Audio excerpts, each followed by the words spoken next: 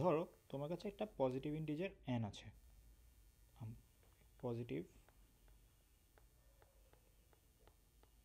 Integer n। এখন এই n এর প্যারিটির উপর ভিত্তি করে আমরা কিছু কাজ করব। কীভাবে? প্যারিটি বলতে বোঝাচ্ছে জোড় বা বিজোড়, কোনো একটা সংখ্যা প্যারিটি হচ্ছে সেই সংখ্যাটা জোড় কি বিজোড় সেটা। ওকে, তো n যদি জোড় হয়, n যদি জোড় হয়, জোড় হয় তবে n কে 2 দ্বারা ভাগ করো।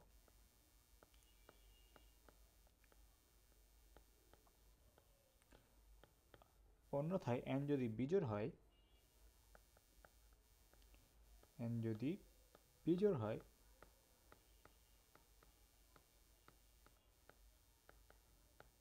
তবে n কে 3 দ্বারা গুণ করে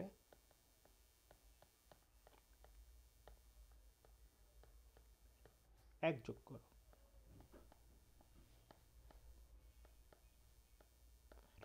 এটা হচ্ছে আমার একটা নিয়ম, রাইট? তো n যদি জোড় হয় তাহলে আমি একটা কাজ করব, n যদি বিজোড় হয় তাহলে আমি একটা কাজ করব। এই যে কাজ করা, রাইট, আমি এই যে কাজ করা, কাজটার আমি একটা নাম দিতে পারি, কাজটাকে আমি একটা ফাংশন আকারে লিখতে পারি। ফাংশন কি জিনিস সেটা আশা করি তোমরা বুঝো, না বুঝলে ফাংশনের কোয়েশনের উপর কাজ দেখে আসো। এই ফাংশনটাকে আমি f লিখতে পারি, তো আর ফাংশনটার ভিতরে আমি দিব n K, f of n। এখন দেখো, এতদিন আমরা যেসব ফাংশন দেখেছি সেগুলো এমন ছিল যে এফ অফ এন সমান এন স্কোয়ার বা এফ অফ এন সমান এন কিউব, তাই না? আমি এন হিসেবে যাকে দিব সেটাকে স্কোয়ার করব, অথবা এন হিসেবে যাকে দেবো তাকে এন কিউব করব, এরকম কিছু ফাংশন আমরা দেখতাম। কিন্তু এখন এন হিসেবে কাকে দিচ্ছি তার উপর ভিত্তি করে আমরা ফাংশনটা হবে, অর্থাৎ এটা একটা ফাংশন না, যদি এটা আসলে একটা ফাংশন, বাট এটা কাজ দুই টাইপের হবে। কীভাবে? এফ অফ এন এর মান দুইটা হতে পারে। কীরকম? আমরা সেটাকে লিখি এভাবে, ফ্যানের মান হবে n/2, অর্থাৎ 2 দ্বারা ভাগ করব কখন? যখন n জোড়, যেখানে সমান চিহ্ন দিতে হবে। আর n এর মান হবে, f অফ n এর মান হবে 3n+1 যখন n বিজোড়। অর্থাৎ যেহেতু একই ফাংশন দুইটা ভিন্ন কাজ করবে, তুমি এটাকে একটা মেশিনের মতো চিন্তা করো। আমি একটা মেশিনের যদি আমি n কে দিই, তো n সে মেশিনটা আগে ইভালুয়েট করবে যে n কীরকম, n কি জোড় নাকি n বিজোড়। n জোড় হলে সে মেশিনটা একটা কাজ করবে, বিজোড় হলে সে আরেকটা কাজ করবে। ওয়ারাস আমাদের আগে আমরা যেসব ফাংশন শিখেছি সেটা একটা পত্র কাজ করতে পারতো, কেন? কারণ সে ইভালুয়েট করতে পারতো না। এই যে এভাবে লেখাটা, এই যে এভাবে এই চিহ্নটা দেওয়া আর এটা লেখা, এটা হচ্ছে বেসিক্যালি এই মেশিনটা আমার ইভালুয়েট করতে পারে, ওয়ারাস এর প্রিভিয়াস মেশিনগুলো যে এগুলো এগুলো ইভালুয়েট করতে পারে না।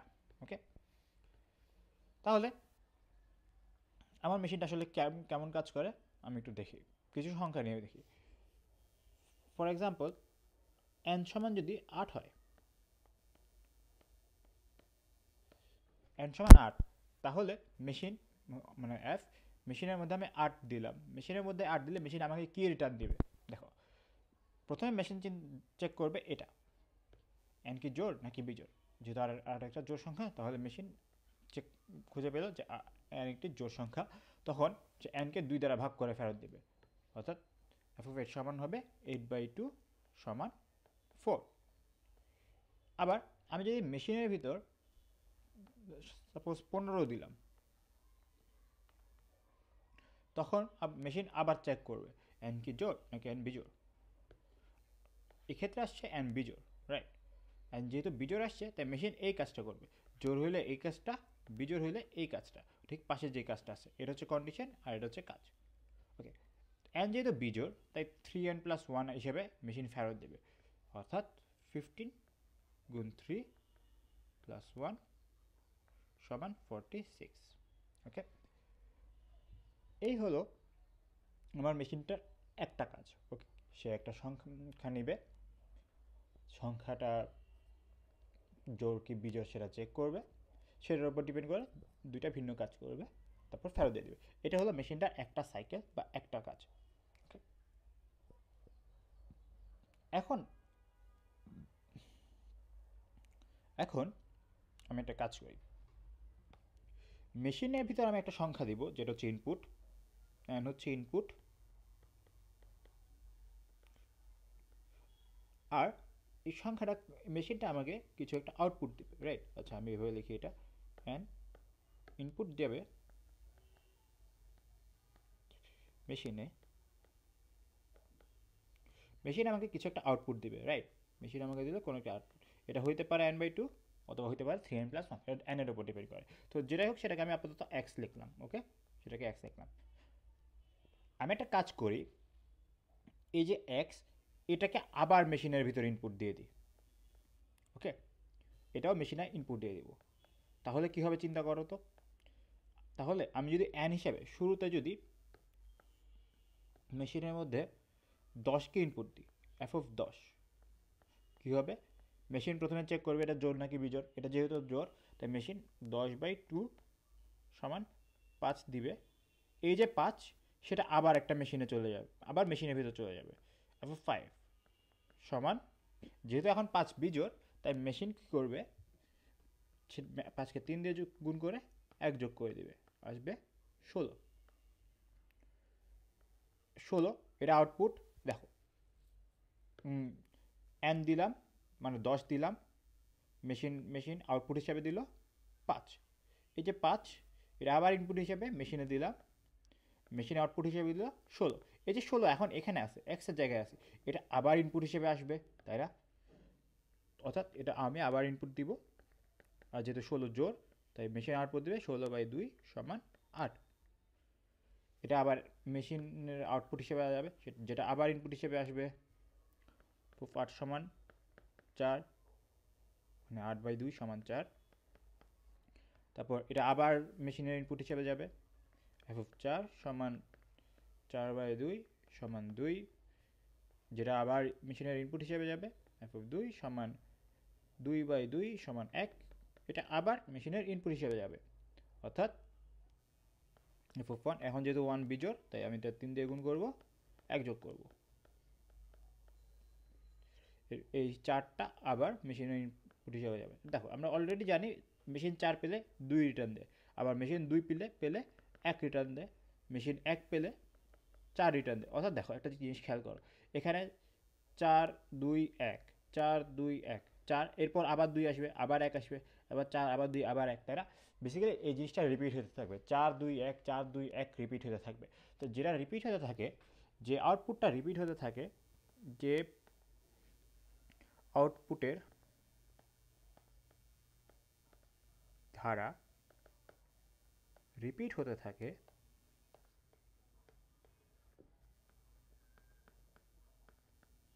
তাকে বলে সাইকেল, ওকে। এখানে এই সাইকেলটাকে, এখানে সাইকেলটা হচ্ছে 4 2 1, 4 to 1 থেকে 1 থেকে আবার 4 আসে, 4 থেকে 2 আসে, 2 থেকে আবার 1 আসে, 2 থেকে আবার 1 আসে, আবার 1 থেকে আবার 4 আসে, এভাবে চলতে থাকে। তাহলে তাহলে এই মেশিনটা আজীবন কাজ করে যাবে। শুরুতে বেশ কিছু সংখ্যা আসছিল, যে 5 16 8 এরকম ডিফারেন্ট সংখ্যা আসছিল, কিন্তু এক টাইমে একটা সাইকেলের মধ্যে মেশিনটা আটকা পড়ে গেল, তাই না?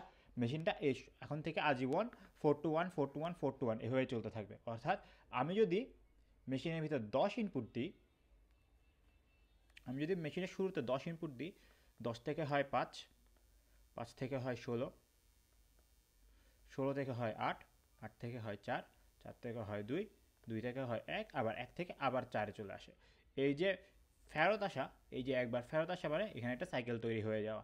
কারণ এখন মেশিনটা 4 2 1 এসে আবার 4-এ যাবে, আবার 2 1 হয়ে আবার 4-এ যাবে, আবার 2 1 হয়ে আবার 4-এ যাবে।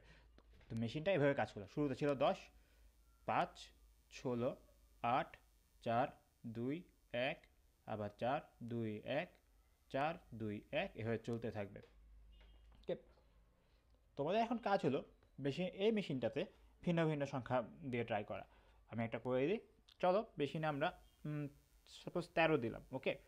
মেশিনের মধ্যে আমরা যদি 13 দিই, f(13) হবে 13 গুণ 3 যোগ 1 সমান 40, f(40) হবে 40/2 সমান 20, f of 20 হবে 20/2 সমান 10। আর একটা জিনিস খেয়াল করো, এই যে 10 পেলাম আমরা আমরা f of 10 বের করব, সেটা কি আসলে এই চেনটাই না? খেয়াল করো, এতক্ষণ আমরা যে চেইনে ছিলাম এই চেইনটাই না? যেটা রিপিট হয় না সেই পার্টটাকে বলা হয় একটা চেইন, আর যেটা এভাবে ঘুরতে থাকে সেই পার্টটাকে বলা হচ্ছে একটা সাইকেল। ওকে, আমরা আসলে যেহেতু আমরা 10-এ আসছি, আমরা জানি 10-এর পরে অলওয়েজ 5 আসবে, আর 5-এর পর অলওয়েজ 16 আসবে, 16-এর পর অলওয়েজ 8 আসবে, তাই না? তাই আমরা বলতে পারি এই 13-এর যে চেইনটা আছে সেটা হবে এরকম: 13, 40, 20, 10, 5, 16, 8, 4, 2, 1, 4। ওকে, নাইস। এবার ধরো আমরা আরেকটা সংখ্যা নিয়ে ট্রাই করি, এটা যেহেতু একই চেইন ছিল আমরা একটা ডিফারেন্ট চেইনে যাওয়ার চেষ্টা করি। লেটস সে আমরা 15 দিলাম, ঠিক আছে? মেশিনের শুরুতে দিলাম 15-তে। এখন আমি আবার প্রত্যেকবার f না লিখে চেইনটা একবারে লিখি। দেখো 15, 15 যেহেতু বিজোড় তাই এটাকে 3 দিয়ে গুণ করে 1 যোগ হবে, যেটা হবে 46। 46 যেহেতু জোড়, এটা হয়ে যাবে 23। 23-এর পর হবে 3 গুণ 23 যোগ 1 সমান 70। 70-এর পর হবে 35। 35-এর পর হবে 3 গুণ 35 যোগ 1 সমান 106। 106-এর থেকে আসবে, যেহেতু 106 যেহেতু জোড়, এটাকে আমরা 2 দিয়ে ভাগ করব, যেটা হবে 53।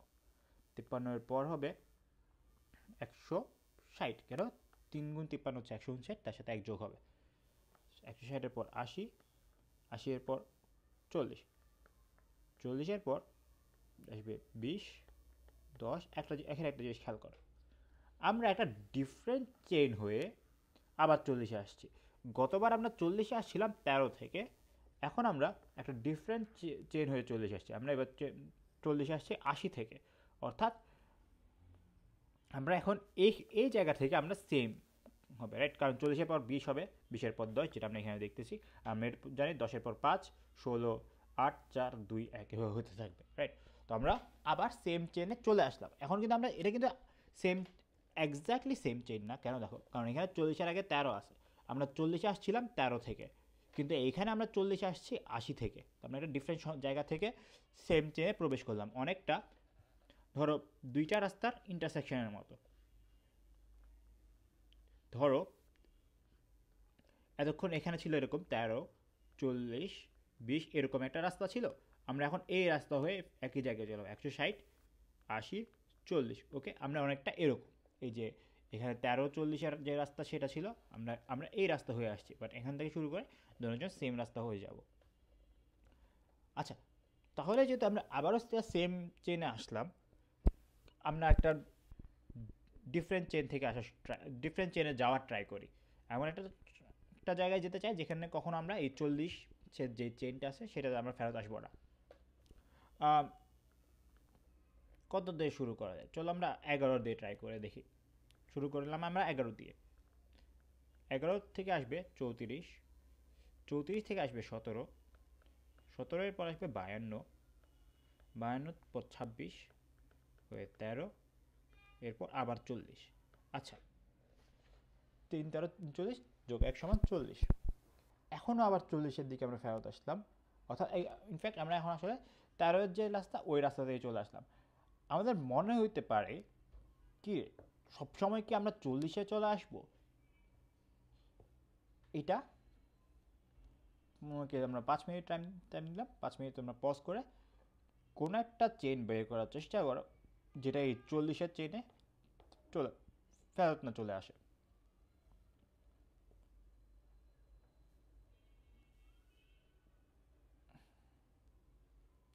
আচ্ছা, চলো আমরা নতুন একটা সংখ্যা নিয়ে ট্রাই করি।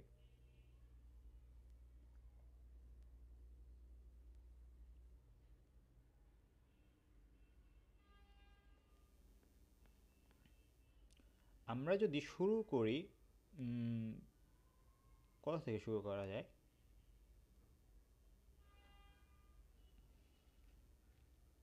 আমরা যদি সাপোজ 42 থেকে শুরু করি, 42-এর পর আসবে 21, 21-এর পর আসবে 3 গুণ 21 যোগ 1 64, 64 থেকে 32, 32 থেকে 16, 16 থেকে 8, 8 থেকে 4, 4 থেকে 2, 2 থেকে 1। আচ্ছা, আমরা আবার 1 থেকে 4-এ যাব, অর্থাৎ আমরা যদিও এবার 40-এ আসি নাই, কিন্তু আমরা দেখো 16-তে ঠিকই ফেরত আসলাম, 4 2 1, 8 16 থেকে 8 4 2 1, এটাতে ঠিকই ফেরত আসলাম, তাই না? আমরা যদি সাপোজ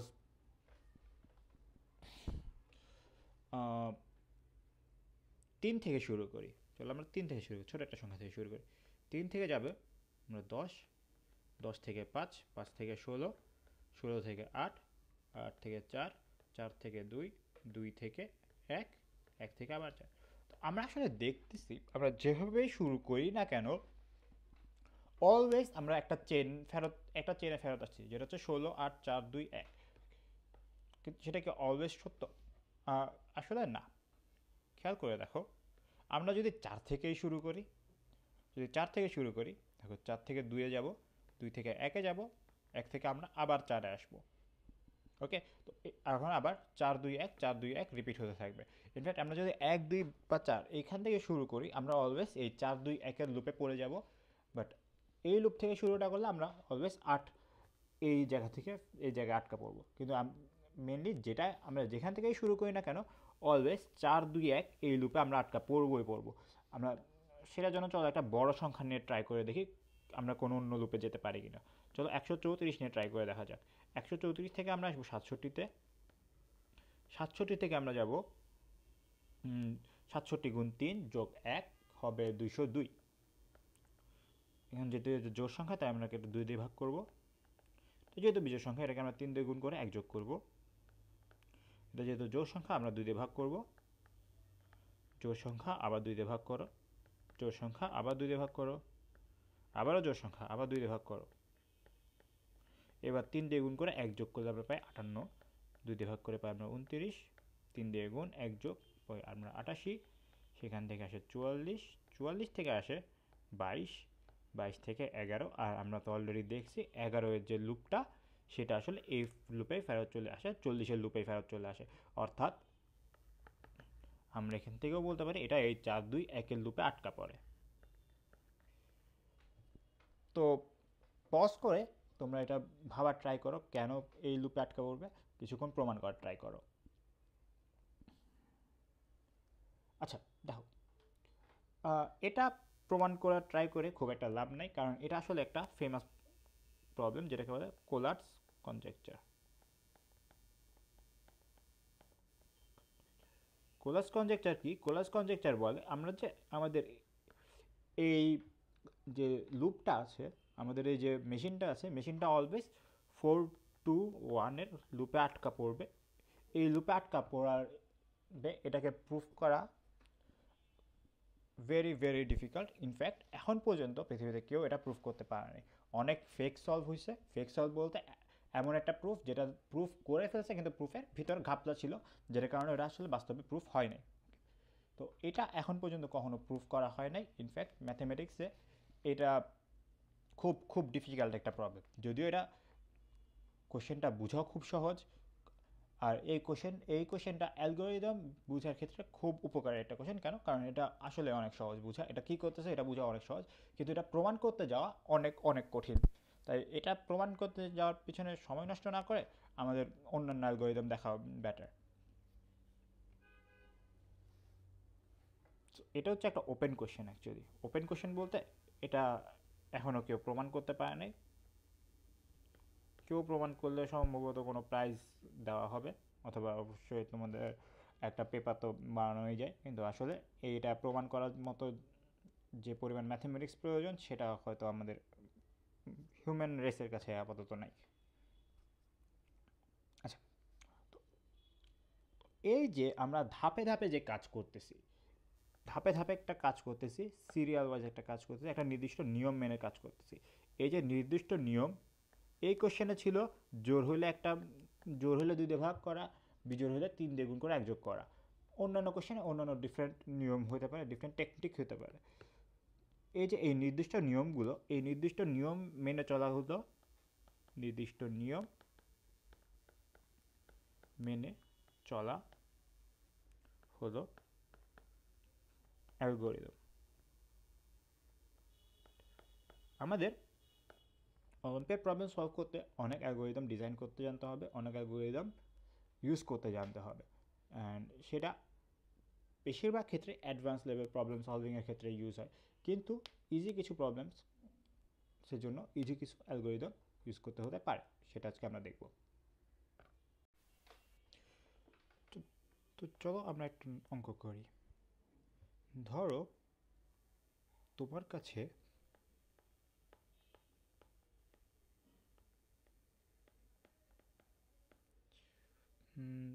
10টি চকলেট আছে,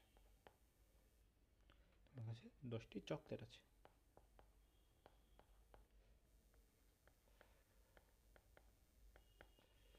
তুমি প্রতিদিন একটি চকলেট খেয়ে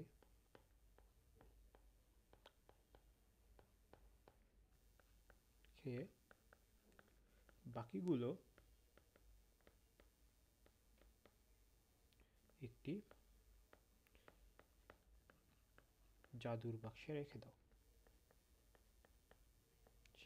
রেখে দাও। জাদুর বাক্সে চকলেট রাখলে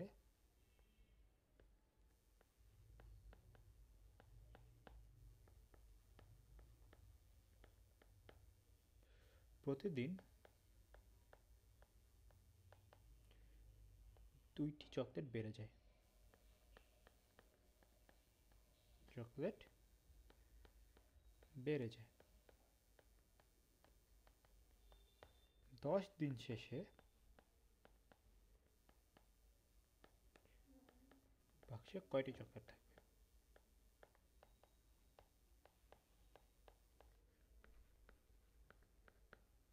চকলেট থাকবে। ওকে, তো এটা আমরা কীভাবে করবো? দেখো, তো আমার কাছে একটা জাদুর বাক্স আছে, জাদুর বক্সে আমি প্রথমে আমার কাছে শুরুতে 10টা চকলেট আছে। ওকে, তো এই 10টা চকলেট থেকে আমি একটা চকলেট খেয়ে নিব, বাকি যে 9টা চকলেট থাকবে সেটা আমি জাদুর বক্সে রাখবো। জাদুর বক্সে এরপর দিন শেষে 2টা চকলেট বেড়ে 11টা হয়ে যাবে। ওকে, তো এখানে আমার অ্যালগোরিদমটা কি? এখানে অ্যালগোরিদমটা হলো আমার কাছে যদি একটা আমার কাছে যদি ধরো কোনো একদিন শেষে যদি আমার nটা চকলেট থাকে, আমি nটা চকলেট থেকে একটা চকলেট খেয়ে ফেলবো, রাইট? n-1টা চকলেট হয়ে যাবে। এই n-1টা চকলেট আমি কী করব? আমার জাদুর বাক্সে রেখে দিব। জাদুর বাক্সে রেখে দেওয়ার পর আরও 2টা চকলেট বেড়ে যাবে। ওকে, তো আমার দিন শেষে কয়টা চকলেট থাকবে? দিন শেষে আমার চকলেট হবে n+1টা। তো এটাই আমার অ্যালগরিদম, রাইট? আমার যে পরিমাণ চকলেট থাকবে তার থেকে একটা কমবে, কারণ আমি এটা খেয়ে ফেলবো। এরপর জাদুর বক্সে n-1টা রাখলে আরও 2টা বেড়ে যাবে, মানে ওভারঅল একটা দিন শেষে n+1টা চকলেট থাকবে। এটাই আমার এফ অফ এন, বা এটাই আমার অ্যালগোরিদম। অ্যালগোরিদমটা কি? প্রথমে একটা কমানো, এরপর 2টা বাড়ানো। তো অ্যালগোরিদমের আউটপুট কী হবে? আউটপুট হবে একটা বেড়ে যাবে। কিন্তু এখানে ব্যাপারটা দেখো, এটা হচ্ছে আবার এক রাতে, একদিন পরে। কিন্তু আমার কোয়েশ্চেন হলো 10 দিন শেষে আমার বক্সে কয়টা চকলেট থাকবে? দেখো, শুরুতে আমার কাছে চকলেট ছিল কয়টা? 10টা। এফ অফ 10 সমান 11। তো আমার একদিন শেষে আছে 11টা, একদিন শেষে। বাট আমার প্রশ্ন হলো, আমি যদি এই যে 11টা আছে, এই 11টা চকলেট একদিন শেষে যেটা আছে সেটার উপর আমি আবার অ্যালগোরিদম চালাবো, তাই না? মানে কি, এই 11টা থেকে আমি একটা খেয়ে ফেলবো, আমার 10টা চকলেট থাকবে। এই 10টা চকলেটকে আমি আবার আমার জাদুর বক্সে রাখলে 2টা চকলেট বেড়ে 12টা চকলেট হয়ে যাবে, রাইট? তো তো দ্বিতীয় দিন আমি আবার অ্যালগোরিদম চালাবো, সরি, দ্বিতীয় দিন আমি আবার অ্যালগোরিদম চালাবো, তৃতীয় দিন আবার অ্যালগোরিদম চালাবো, চতুর্থ দিন আবার অ্যালগোরিদম চালাবো। তো এভাবে আমি 10বার অ্যালগোরিদম চালাবো। তো দেখো, একদিন শেষে আমার 11টা চক্কর হচ্ছে, 2 দিন শেষে 12টা, 3 দিন শেষে 13টা, 4 দিন শেষে 14টা। তো আমি বলতে পারি, অথবা আমরা অ্যালগোরিদম দেখেই বলতে পারি, আমার অ্যালগোরিদমটা করে কি, আমার অ্যালগোরিদমটা প্রতিদিন একটা করে চকলেট বাড়ায় দেয়, প্রতিদিন একটা করে চকলেট বাড়ায় দেয়, রাইট? তাহলে 10 দিন শেষে কয়টা চকলেট বাড়বে? 10 দিন শেষে বাড়বে হলো, 10 দিন শেষে চকলেট বাড়বে 10টা, 10 দিন শেষে চকলেট বাড়বে 10টা। কেন? কারণ প্রতিদিন একটা করে চকলেট বাড়ে, কারণ প্রতিদিন একবার অ্যালগোরিদম চলে, আর একবার অ্যালগোরিদম চললে একটা চকলেট বাড়ে। তা 10 দিন শেষে যেহেতু 10টা চকলেট বাড়বে, তাহলে 10 দিন শেষে চকলেট হবে, মোট চকলেট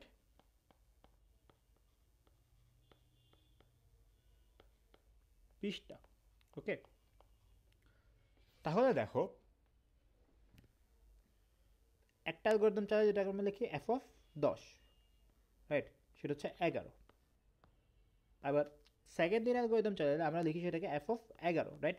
কেন এটা f(11), সরি, f(11), কারণ এটার আউটপুট প্রথম দিনের আউটপুট, দ্বিতীয় দিনের ইনপুট, তাই না? প্রথম দিনের আউটপুট, দ্বিতীয় দিনের ইনপুট। আচ্ছা, যেহেতু 11 সমান যেহেতু f(10), আমরা ভিতরে 11-এর জায়গায় কি f(10) লিখতে পারি না? কারণ 11 মানেই তো f(10), তাই না? 11 মানেই f(10), ইকুয়াল চিহ্ন দেওয়ার মানে তো সেটাই, তাই না? আমরা এটাকে লিখতে পারি f(10), মানে 10-এর উপর, এটা কি বোঝাচ্ছে? 10-এর উপর 2বার অ্যালগোরিদম চালানো, 10-এর উপর 2বার অ্যালগোরিদম চালানো। ওকে, এখন আমরা f(12) মানে কি? f(12) মানে হচ্ছে f(11), তাই না?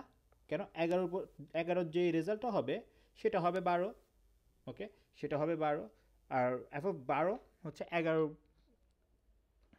f(12) হচ্ছে 11-র রেজাল্টের উপর অ্যালগোরিদম চালানো, মানে কি f(11)-এর উপর অ্যালগোরিদম চালানো।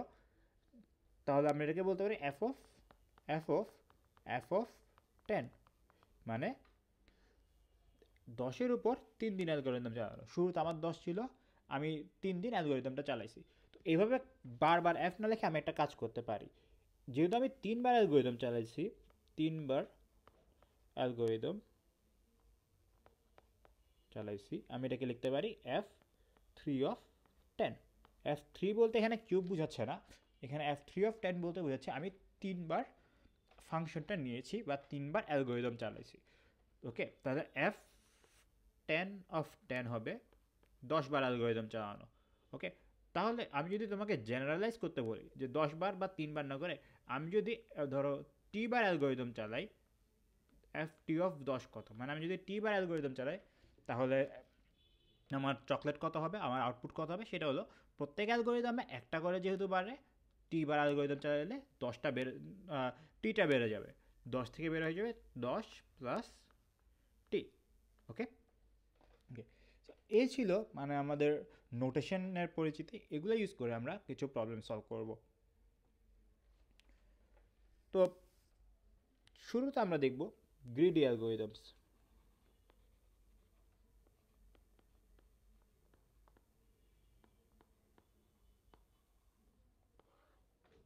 গ্রিডি অ্যালগোরিদম বলতে কি বোঝায়? গ্রিডি অ্যালগোরিদম বলতে বোঝায় যে কোনো মুহূর্তে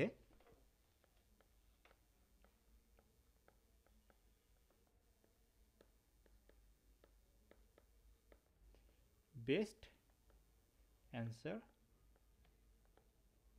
চুজ করা,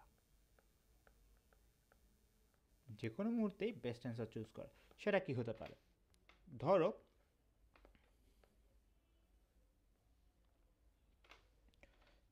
তোমার কাছে একটার জায়গায় এবার কয়েকটা জাদুর বাক্স আছে। ওকে, প্রথম জাদুর বাক্সে 8টা চকলেট আছে।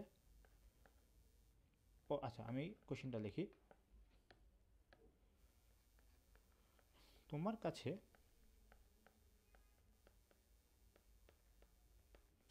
5টি জাদুর বাক্স আছে।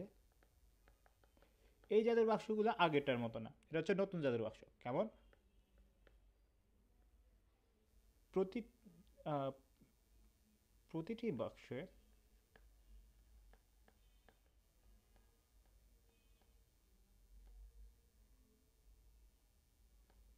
সে যথাক্রমে 8, 10, 14 18 এবং 24টি চকলেট আছে।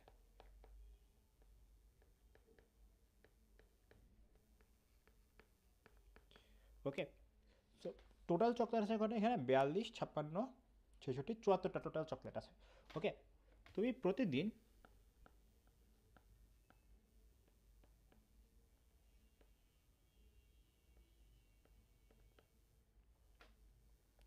যে কোনো একটি বাক্স নিয়ে সেখানে থাকা সমস্ত চকলেট খেয়ে নিবে।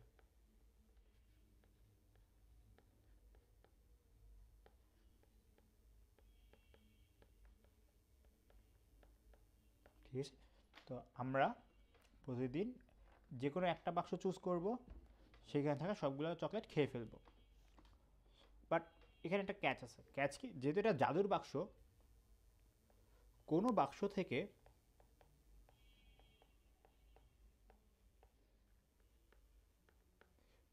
থেকে সব চকলেট খেয়ে ফেলা হলে অথবা চকলেট খাওয়া হলে, কোনো বাক্স থেকে চকলেট খাওয়া হলে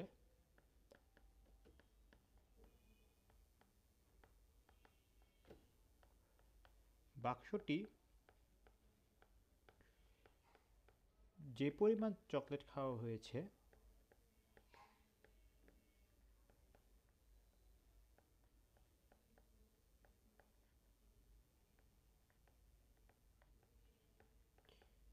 তার অর্ধেক দ্বারা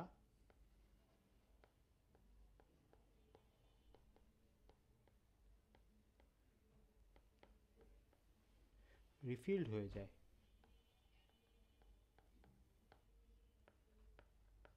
ওকে, মানে কি?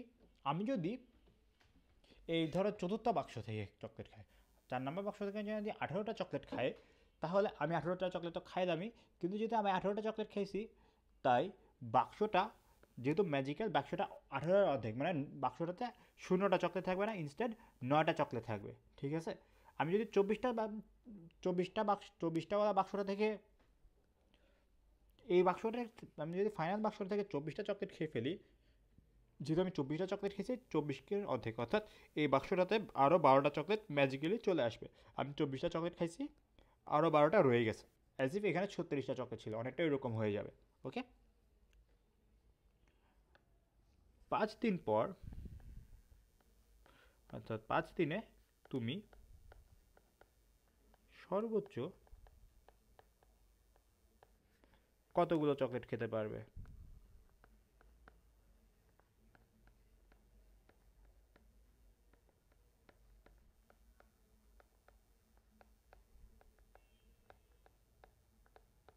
ওকে, আমার প্রশ্নটা অনুযায়ী আমার কাছে 5টা বাক্স আছে জাদুর। তাহলে যেহেতু 5 দিন ধরে আমি খাবো, আর 5 দিন, তাহলে এমন মনে হতে পারে যে আমি এক এক দিন এক একটা করে নিব। প্রথম দিন 8টা, সেকেন্ড দিন 10টা, থার্ড দিন 14, ফোর্থ দিন 18, ফিফথ দিন 24। অর্থাৎ আমি 1, 2, 3, 4, 5, অথবা ধরো 1, 2, 3, 4, 5 যে সিরিয়ালে খাই না কেন, 5 বাক্স থেকে খেয়ে নিব। টোটাল যতগুলো আছে আমি 5 দিনে ততগুলাই খেতে পারবো। কিন্তু দেখো, একটা এক্সট্রা কথা আছে, কি ওই জাদুর বাক্সের ব্যাপারটা। আমি প্রথম দিন যদি 24টা খাই, খেয়াল করে দেখো, আমি যদি প্রথম দিন 24টা খাই, এখানে আরও 12টা চকলেট রয়ে যায়। ওকে, সেটা আমি প্রথম দিন খাবো না, কিন্তু পরের দিন আমার আরও 12টা খাওয়ার একটা অপশন থাকবে, তাই না? তো সেই অনুযায়ী আমাদের আগাতে হবে। তো 5 দিনে যেহেতু আমি চকলেট খাবো, আমার মেনলি যে টার্গেটটা থাকবে, আমার যেহেতু আমি সর্বোচ্চ পরিমাণে চকলেট খাবো, তাহলে আমার টার্গেট হবে আমি চকলেটের অ্যামাউন্ট ম্যাক্সিমাইজ করব। ওকে, খেয়াল করো, আমি যদি 24টা খাই, আমি যদি সবচেয়ে বেশি টুক খাই, তাহলে আমি প্রথম দিন তো সবচেয়ে বেশি খাবোই, আমার এক্সট্রা ক্রিয়েট হবে 12টা, রাইট? ওয়ারেস আমি যদি 18টা খাই, আমি প্রথম দিন 18টা খাবো, আর এক্সট্রা ক্রিয়েট হবে 9টা। দেখো, এই যে 24টা খাওয়া দুই দিক থেকেই বেটার। হইতে পারে আমার এক্সট্রা বেশি হওয়ার কারণে আমি কম চকলেটটা আগে খাবো, কিন্তু সেটাও হচ্ছে না, রাইট? আমি বেশি চকলেট খেলে একে তো লাভ, আমি বেশি চকলেট খাইতে পারতেছি, আমাকে অলরেডি বলছে মোস্ট পরিমাণ চকলেট খাইতে, তো আমি শুরুতে বেশি চকলেটটা খাবো, বেশি চকলেটটা খেলে আরও বেশি পরিমাণেই তৈরি হবে, তো পরের দিন আমার খাওয়ার জন্য আরও বেশি অপশন থাকবে। এই জন্য আমি করব কি, আমি প্রথম দিন কিছু চিন্তা না করে ডাইরেক্ট 24 থেকে খেয়ে ফেলবো। আমি যদি প্রথম দিন ফার্স্ট ডে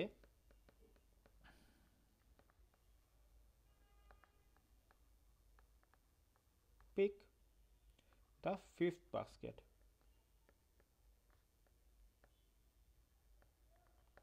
প্রথম দিন যদি আমি পঞ্চম বাস্কেটটা চুজ করি, তাহলে আমার টোটালের সাথে কত হলো, মানে আমি টোটাল কয়টা খাইলাম, টোটাল খাইলাম আমি 24টা, কারণ লাস্টেরটাতে 24টা ছিল। ওকে, 24টা ছিল এখানে। আর বাকিগুলো তো হয়ে গেল কেমন, বাস্কেটের অবস্থা কী হয়ে গেল, প্রথমটাতে 8টা আছে, দ্বিতীয়টাতে 10টা আছে, তৃতীয়টাতে 14টা আছে, চতুর্থটাতে 18টা আছে, আর লাস্টেরটাতে এখন 12টা আছে। ওকে, এখন বলো, এখন কি আমার 12টা খাওয়া বেটার নাকি অন্য কিছু? দ্বিতীয় দিনের জন্য বলতেছি। দ্বিতীয় দিনে আমি যদি 12টা খাই, তাহলে আমার আমার টোটালের সাথে 12 যোগ হবে, আর এক্সট্রা আসবে 6টা, যেটা আমার পরের দিনের হিসাবে ঢুকবে। কিন্তু আমি যদি 18টা খাই, আমার টোটালে অ্যাড হবে 18, আমার টোটালে অ্যাড হবে 18, এক্সট্রা আসবে 9। ওকে, সো 12টা খেলে এক্সট্রা আসতো 6টা, 18টা খেলে এক্সট্রা আসতেছে 9টা। যদি এক্সট্রা কতগুলো আসতেছে সেটা আজকে ম্যাটার করে না, কারণ কারণ আমি তো আজকে এক্সট্রাগুলো খাবো না, তাই না? কিন্তু যদি আমি কালকেও খাইতে হবে, রাইট, কালকে খাওয়ার এদের 6টা অপশন অথবা 9টা অপশন থাকে, আমি কোনটা অপশন চুজ করতাম? আমি 9টাই চুজ করতাম, রাইট? কেন? কারণ আমি সর্বোচ্চ পরিমাণে খাইতে চাই, তাই আমি আজকেও বেশি খাচ্ছি, কালকেও বেশি খাওয়ার চান্স বাড়ায় ফেলতেছি, তো এই জন্য আমার উচিত সবচেয়ে বেশিটা খাওয়া। তো আমি সেকেন্ড দিন চুজ করব, সেকেন্ড ডেতে চুজ করব ফোর্থ বাস্কেট, আর বাস্কেটের অবস্থা হয়ে যাবে 8, 10, 14, এখান থেকে যদি 18টা খাইছি 18টার 9টা হয়ে যাবে, এখানে 18 অর্ধেক 9, 12। থার্ড ডেতে সেম, আমরা কি বের করছিলাম, আমরা বের করছিলাম আমাদের প্রত্যেক দিন সর্বোচ্চটা খাওয়া উচিত।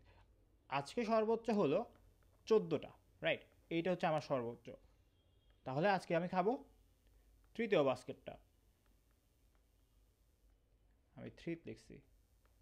থার্ড বাস্কেট, যেটা হয় 4, 10, 7, 9, 12, আমার টোটালের সাথে যোগ হবে আরও 14। আমাদের এটা অ্যালগোরিদম, আমাদের অ্যালগোরিদমটা তাহলে আজকে কি, আমাদের এটা সলিউশন অ্যালগোরিদমটা হলো, আমি সবচেয়ে বেশি পরিমাণ চকলেট খাবো, সেটাকে আমরা টোটালের সাথে যোগ করব, আর যে পরিমাণ চকলেট খাইছি আজকে তার অর্ধেক ওই বক্সে রেখে দিব। ওকে, ফোর্থ ডেতে তাহলে হচ্ছে, ফোর্থ ডেতে আমরা নিব 12টা, কেন? কারণ এটাই ম্যাক্সিমাম। ফোর্থ ডেতে তাহলে আমরা নিচ্ছি ফিফথ বাস্কেট, ফিফথ বাস্কেট আমরা এর আগেও একবার নিয়েছিলাম, আজকেও একবার নিচ্ছি। কেন কেন আজকে নিচ্ছি, এর আগে কেন নিই নেই? কারণ ফিফথ বাস্কেটে এর আগে ফিফথ বাস্কেটের থেকেও বেশি পরিমাণে কিছু জায়গায় ছিল, যেটা আজকে আর নেই। তো ফিফথ বাস্কেটে আজকে আছে 4, 10, 7, 9, 6, আর আমার টোটালের সাথে অ্যাড হবে 12। আর ফাইনালি ফিফথ ডেতে আমরা নিব অ্যাগেন সবচেয়ে বেশি যেটা আছে সেটা, যেহেতু সেকেন্ড ডেতে সেকেন্ড বাস্কেটে, তাই আমরা সেকেন্ড বাস্কেটটা নেব। তো ফিফথ ডে শেষে চকলেট হবে 4, 5, 7, 9, 6টা, আর আমার টোটালের সাথে অ্যাড হবে 10। এটাই হচ্ছে আমার টোটাল খাওয়া চকলেটের সর্বোচ্চ পসিবল পরিমাণ। তো আমি প্রথম দিন খেলাম 24টা, এরপর 18, 14, 12, 10, টোটাল করলে আসে 42, 56, 68, 78। If I have made any mistake, এটা অ্যান্সার আসা উচিত 78। ওকে, তো এই গেল আমাদের একটা ইজি গ্রিডি অ্যালগোরিদম। কেন এটার নাম গ্রিডি অ্যালগোরিদম? কারণ আমরা প্রত্যেকবার আমাদের বেস্ট অপশনটা চুজ করছি। বেস্ট অপশন কী ছিল? ওই মুহূর্তে আমার বেস্ট অপশন ছিল 24, প্রথম দিনে আমার বেস্ট অপশন ছিল 24 পরিমাণটা খাওয়া, সেকেন্ড দিন আমার বেস্ট অপশন ছিল 18 পরিমাণটা খাওয়া। প্রতিদিন আমরা আমাদের বেস্ট অপশনটাই চিন্তা করতেছি, ফিউচার কনসিকুয়েন্সেস চিন্তা না করে, রাইট? মানে আমরা আগে প্রুফ করছি, আমরা আগে দেখছি যে আমার আজকের জন্য যেটা বেস্ট কালকের জন্যও সেটা বেস্ট। মানে আমি আজকের জন্য যেটা বেস্ট সেই কাজটা করলেই হচ্ছে, আমার ফিউচারের কথা চিন্তা করতে হবে না। এটাকে বলে গ্রিডি অ্যালগোরিদম। আমরা যেমন কোলার্স কনজেকচারের ক্ষেত্রে দেখছি, আমার যে কোনো একটা সিচুয়েশনে অ্যান্ড অড হইলে একটা কাজ করে দিব, ইভেন হইলে একটা কাজ করে দিব। ওকে, সেটার সাথে আজকেরটা, সেটার সাথে এটার সাথে পার্থক্য কি? পার্থক্য হলো আমরা এর অবস্থা কি সেটা ধার্তব্যে আনতেছি না, আমরা সিচুয়েশান যাই হোক অলওয়েজ একটা কাজই করতেছি। ওকে, সো এই হলো আমার প্রথম কোশ্চেনের অ্যান্সার। চলো আমরা সেকেন্ড কোশ্চেনে যাই।